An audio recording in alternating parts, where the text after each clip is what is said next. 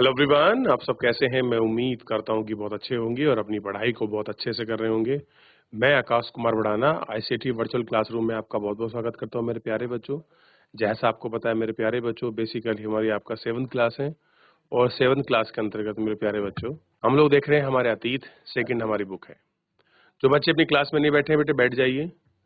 बच्चों, हमारी जो बुक है हमारे अतीत सेकंड हमारी बुक है और उसी में हम चैप्टर नंबर आपका 6 शुरू कर रहे हैं आज। ईश्वर से अनुराग। अनुराग का मतलब होता है क्या? उसके प्रति प्रेम, उसके प्रति झुकाव, उसके प्रति लगाव, उन सबको पढ़ेंगे। और मध्यकाल में एक दौर आया था जो आपका आप देखेंगे 13वीं 14वीं शताब्दी में उसको माना जाता है कि उत्थान है उसका।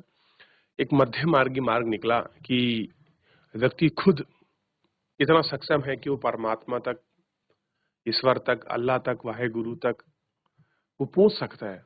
उन सब मार्गों की हम लोग बात करेंगे। मतलब बात करें मतलब क्या है, जितना हमारे लिए उपयोगी है उतना हम लोग पढ़ेंगे। बाकी ये डीप फिलॉसफी है, अपने आप में बहुत बड़ा सब्जेक्ट है। तो चलिए हम चलते हैं सीधा डिजिटल बोर्ड पर। चलिए, तो हम शुरू कर रहे हैं अपना चैप्टर ईश्वर से अनुराग। लेसन नंबर 6 है हमारा।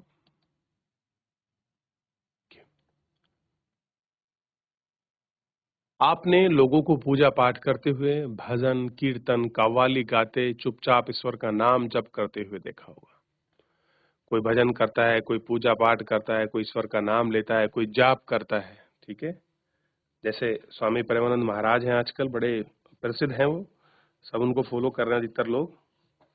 तो कह रहे कि ऐसा कुछ है, उनमें से कुछ इतने भाव विभोर हो जाते हैं कि आंखों से आंसू भर आते हैं। आप किसी भगवान की प्रेम भक्ति में इतने भर जाते हैं कि आंख से आंसू चलने लगते हैं। और ईश्वर के प्रति क्या होता है उनके? ठीक,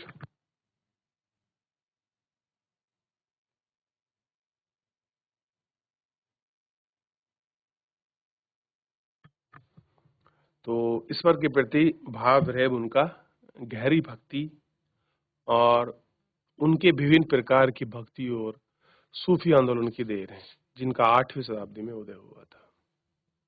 क्या हुआ? जिनका 8वीं शताब्दी में पूरी तरह से उदय हुआ। ठीक है, इनको हम देखते हैं। तो 8वीं शताब्दी में निकल कर आ रहे हैं।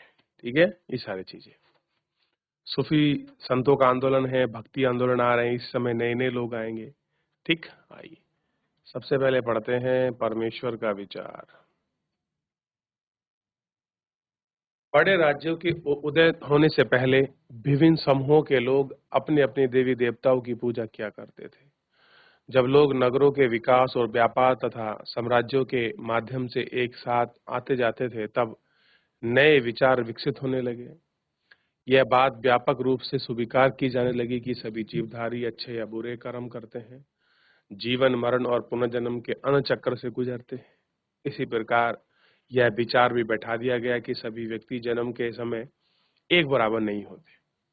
देखिए कितनी विडंबना आई समाज में कि सभी व्यक्ति कैसे हैं, एक साथ एक बराबर नहीं है।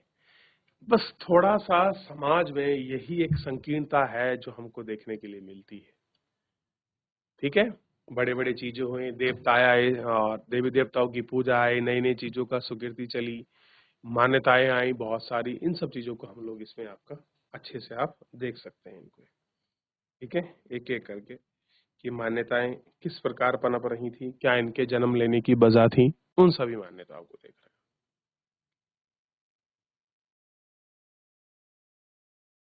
कह रहे यह मान्यता किसी विशेष अधिकार या उसके परिवार या ऊंची जाति में पैदा होने के कारण मिलते हैं। कई पंडित पूर्ण ग्रंथों का विषय है, ये सारी चीजें इसमें देखी जाती हैं।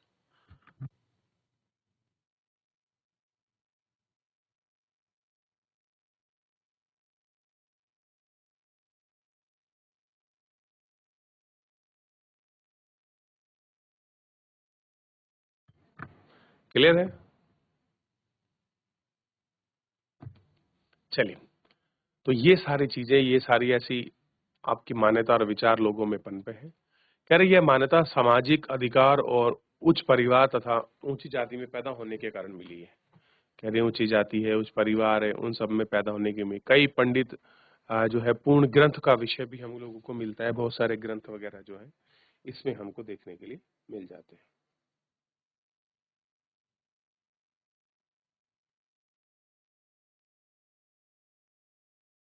हो गया, आगे बढ़े।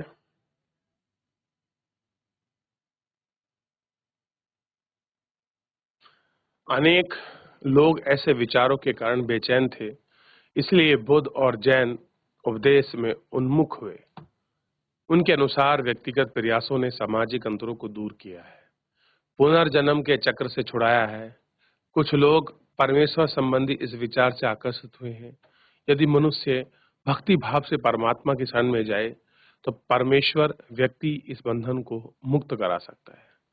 तो परमात्मा उस बंधन को आपका मुक्त करा सकता है।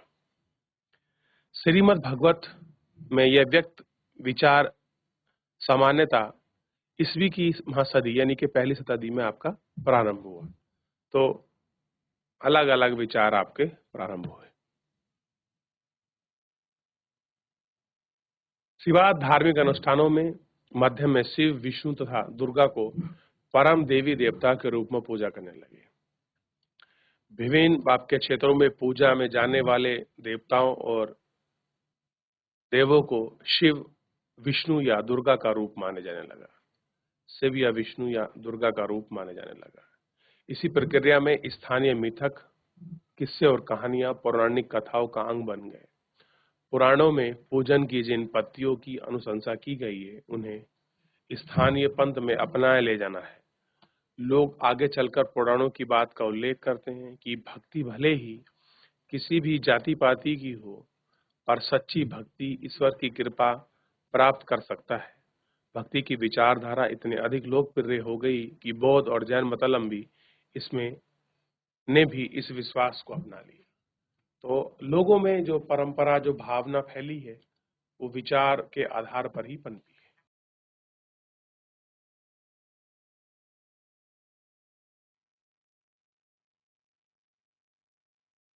है। आगे बढ़े।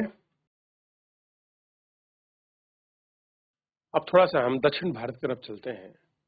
दक्षिण भारत में भक्ति का एक नया प्रकार, नयार और अलवार, ये दो प्रकार के संत हैं जो एक भगवान शिव को मानते हैं।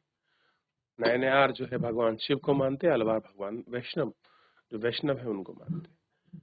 7वीं से 9वीं शताब्दी के बीच कुछ धार्मिक आंदोलन का दुष्प्रभाव हुआ। इन आंदोलन का नेतृत्व नयार संतों यानी कि शैव और वैष्णव संतों ने किया। ये संत सभी जाति के थे। इनमें से कुछ पुलिया और पन्नार जैसे अस्पष्ट समझाने वाली जातियों में शामिल थे। वे बौद्ध और जैन के कुटु आलोचक थे। ये किसके? बौद्ध और जैन के। शिव और विष्णु के सच्चे प्रति भक्ति प्रेम से मुक्ति का मार्ग बताया गया है। उन्हें संगम साहित्य, तमिल साहित्य का प्रचारक उदाहरण सामान्यतः ईस्वी में प्रासंगिक में रचित संबित प्यार और वीर सोता के आदेशों को अपना लिया गया है और मूल्य का उनका समावेश किया गया है। नयार और आलवार घुमक्कड़ साधु संत थे। वो किसी स्थान या गांव में जाते थे। वह देवी देवताओं की प्रशंसा में सुंदर कविताएं और संगीत पत्र रचनाएं करते थे। तो उनकी रचना करने का, उनके तरीके का हम लोगों को यहाँ इसमें दिखाई देगा। तो दक्षिण भारत की संस्कृति बड़ी अलग थी। क्लियर हो गया?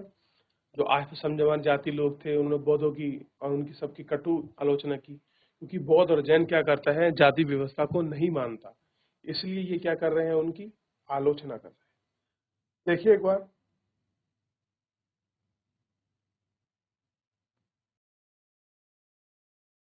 चलिए आगे देख रहे हैं। अब आप देखिए, नयनार शिव को मानने वाले, अलवार विष्णु को मानने वाले, कुल मिलाकर 63 नयनार ऐसे थे जो कुम्हार यानी कि अस्पष्टता, जिनको हम टच नहीं कर सकते, छू नहीं सकते, कामगार, किसान, शिकारी, सैनिक, ब्राह्मण, मुखिया जैसी अनेक जातियों में पैदा हुए थे। सर्वाधिक प्रसिद्ध थे अप्पा, बंदर, सुंधार और मणिकम सागर। तो गीतों को दो संकलन है, तेरम और तिरुवाचकम। अलवार संतों ने 12 संत थे जिन्हें विभिन्न प्रकार की भूमि, पृष्ठभूमि से आए थे। सर्वाधिक प्रसिद्ध थे पेयरबा, उनकी पुत्री, और सब संत इनके दिव्यम आपके संकलित थे। ठीक, इन सबको देखा।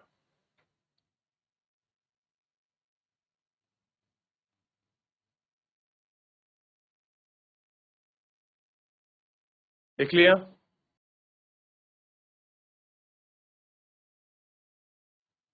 10 से 12वीं शताब्दियों के बीच चोल पांड्य राजाओं ने अनेक धार्मिक स्थलों में विशाल मंदिर बनवाए।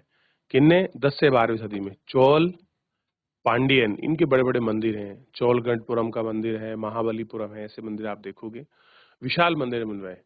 जहाँ की संत कवियों की यात्रा की। इस प्रकार भक्ति परंपरा मंदिर पूजा के बीच गहरे संबंध स्थापित हुए। वहीं एक समय था जब कविताओं का संकलन तैयार किया गया। उनके अलावा अल्वारो न्यारो की धार्मिक जीवनियां भी रची गईं। आज हम भक्ति परंपरा के इतिहास में लेखन में इन जीवनियों को स्रोत के रूप में उपयोग करते हैं। उस जमाने में जो आपका कहानियां लिखी गईं, उन्हीं कहानी के स्रोत और आधार मानकर हम लोग क्या करते हैं, ये डिसाइड करते हैं कि उस जमाने में कुछ ऐसा रहा होगा, इस तरह की चीजें वहां हुई होंगी।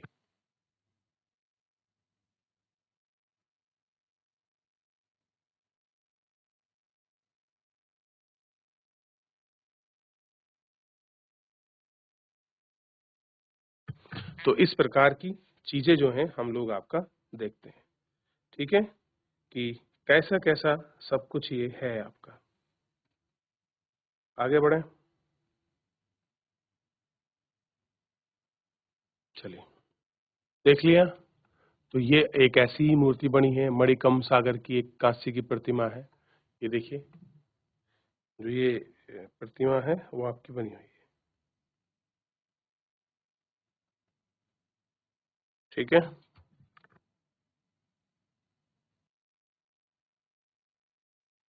देख लिया।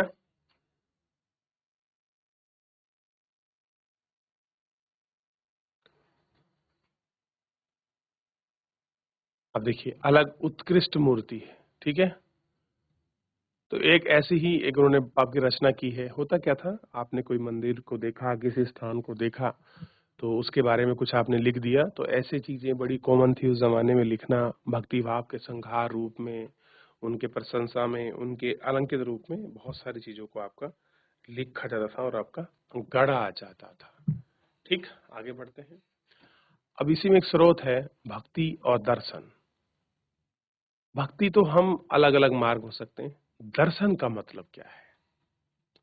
दर्शन था उस जमाने में आत्मा और परमात्मा के बीच को संबंध को बताना कि आत्मा और परमात्मा एक ही है, आत्मा अलग है, परमात्मा अलग है, क्या इनका स्वरूप अलग है, ये सब चीजें थी।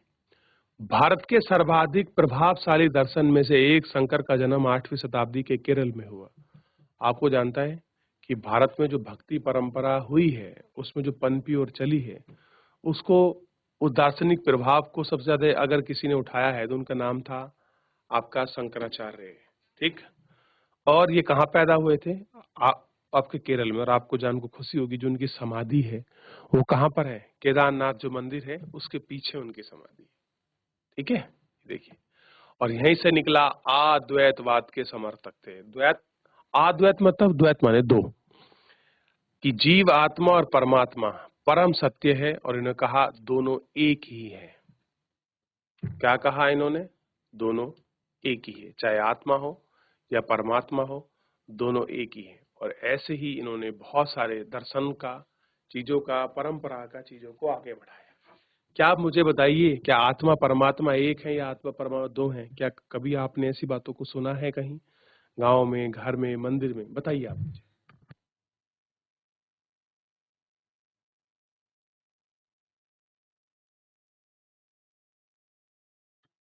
चलिए, आगे बढ़ते हैं। उन्होंने यह शिक्षा दी कि ब्रह्म जो एकमात्र परमात्मा परम सत्य है, जो ब्रह्म है वो क्या है? वो एक आपका परम सत्य है। वह निर्गुण और निराकार है, यानी कि ना तो कोई उसके गुण है और ना ही आकार है। शंकर हमारे चारों ओर संसार को मिथ या माया मानते हैं। शंकराचार्य क्या कहते हैं? जो भी चीजें हैं ये सब मिथ है, ये मोह है, ये माया है, इसी ने हमको फंसा रखा है। और माना और संसार का परित्याग करने अथवा संन्यास लेने और ब्रह्म की सही प्रकृति को समझने और मोक्ष को प्राप्त करने के लिए ज्ञान के मार्ग को अपनाया। इन्होंने कहा कि संसार कैसा है? सब मोह माया में संसार है। ठीक है, और सारी चीजें आपकी मिथक है, ये जो हमारे पास बीच में आप चीज देखती हैं, ये सब आकर्षण है और मोह माया है, इनसे दूर होना चाहिए, ठीक? उसको समझना चाहिए।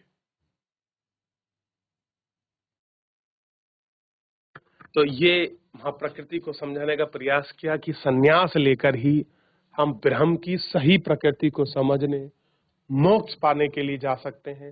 संसार का त्याग करेंगे तो ही हम ब्रह्म की तरफ बढ़ेंगे, और ब्रह्म की तरफ बढ़ेंगे तो ही हम सही चीजों को समझ सकते हैं।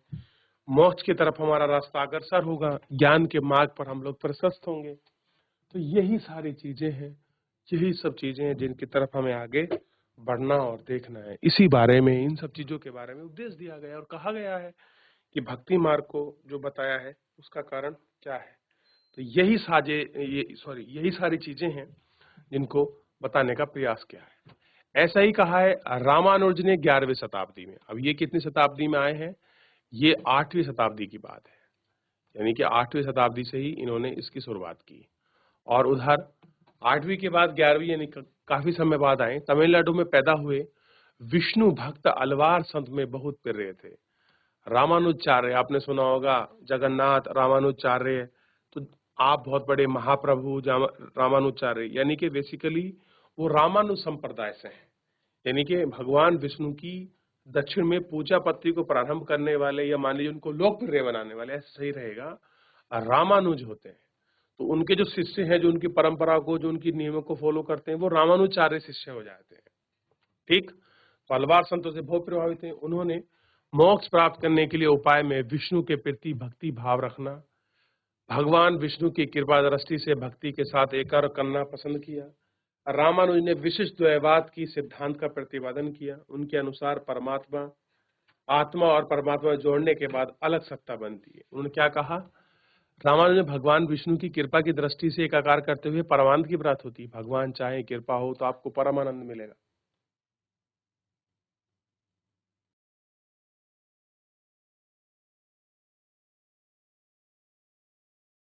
तो रामानुज ने विशिष्ट द्वैतवाद का सिद्धांत प्रस्तुत किया। तो रामानुज जो सिद्धांत है वो कैसा है? विशिष्ट द्वैतवाद। और उधर उनका कितना है? आय प्रयाग, ठीक है। तो इस प्रकार रामानुज ने एक सिद्धांत दिया जिसको हमने कहा विशिष्ट द्वैतवाद का सिद्धांत। द्वैतवाद मतलब आत्मा और परमात्मा दो हैं, एक नहीं है, ठीक है। तो इसके जो हमारा प्रतिपादन है, जो सिद्धांत है, उनका हम कल देखेंगे। तो सभी बच्चे जो ये अभी वहाँ क्लास में खड़े हैं, बेटा बैठ जाइए, कल आपसे बात करेंगे इस विषय में। चलिए ध्यान दीजिए। तो मेरे प्यारे बच्चों, फिलहाल आज तक हमने इस लेक्चर में आपका इतना ही पढ़ा है। शेष हम लोग नेक्स्ट लेक्चर में इसको आगे कंटिन्यू करेंगे। तो जो आत्मा और परमात्मा के बीचों की जो बात है, जो हमारे अलग अलग आपके संप्रदाय के लोगों ने की है, उसको हम समझने और आपका देखने का और जानने का प्रयास करेंगे। फिलहाल आज के लिए इतना ही। धन्यवाद।